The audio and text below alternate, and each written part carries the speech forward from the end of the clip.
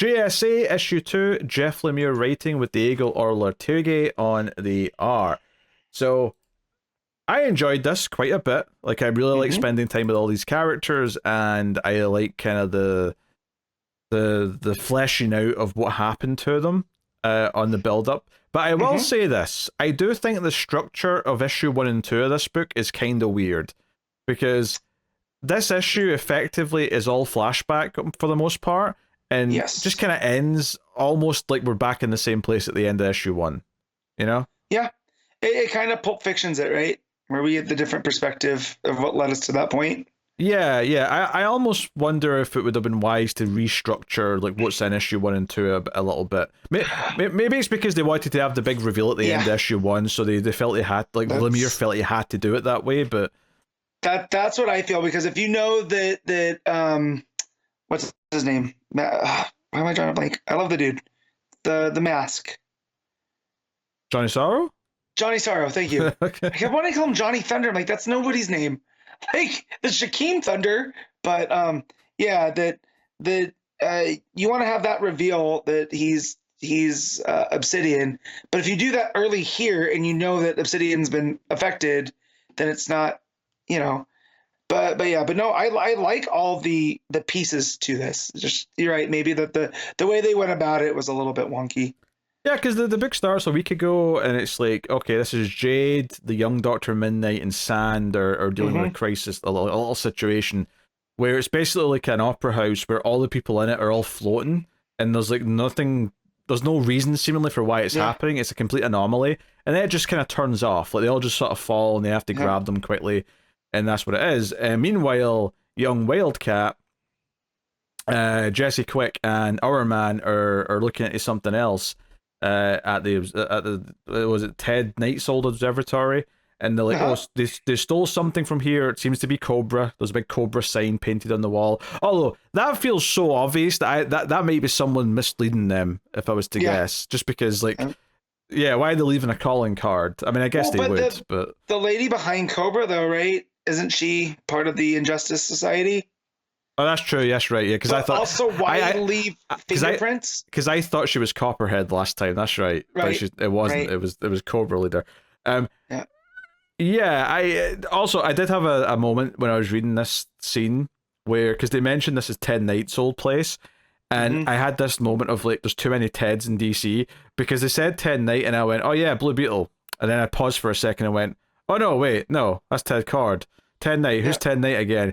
And then I'm like, Wildcat's a Ted. It's not him. Yes. Oh no, Starman. That's the one I'm looking for. Yes. It took me a good 20 seconds to get to Starman. It always cracks me up because Jack Knight is such a comic book name, but that's his son. Like, Jack Knight feels like it should be the first Starman's name, not the James Robinson, character. It's just one of those weird things. But yeah, I had to think too. I was like, Observatory. Oh yeah, Starman, the Cosmic Rod, all that fun stuff.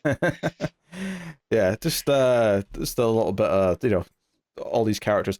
The funny thing is, though, is that knowing Obsidian isn't actually Obsidian, unless there's like a little bit of real Obsidian as well here.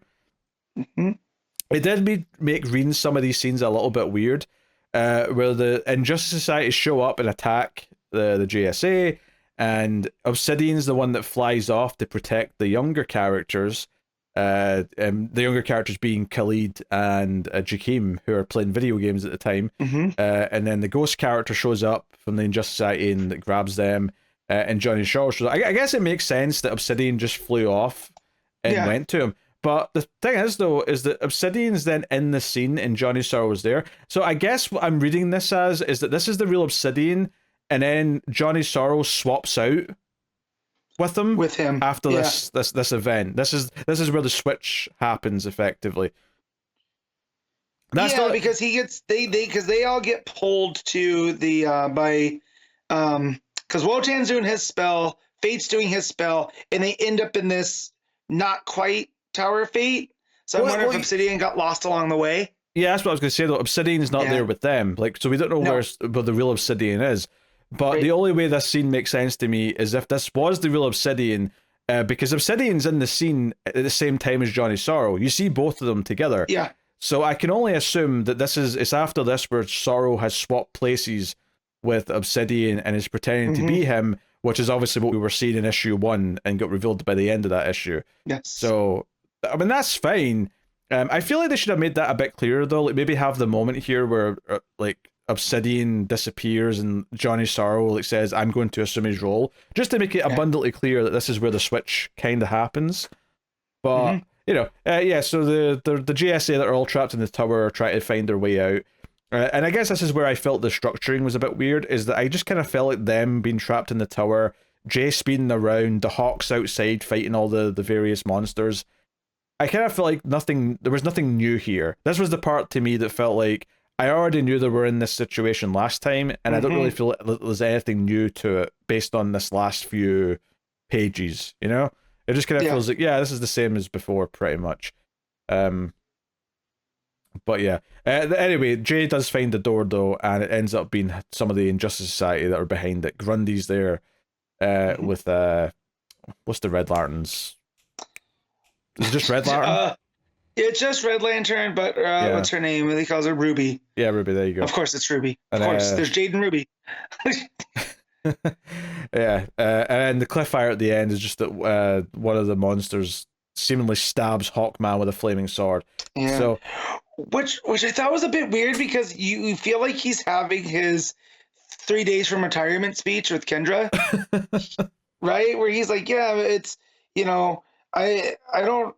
Hold on, it says Carter, Kendra, find out where we are. He's like, I don't like this, Carter. Has anything like this happened to you before? And he's like, well, what do you mean before? He's like, are you calling me old? Because you've seen, you know, because she says that he's seen a lot.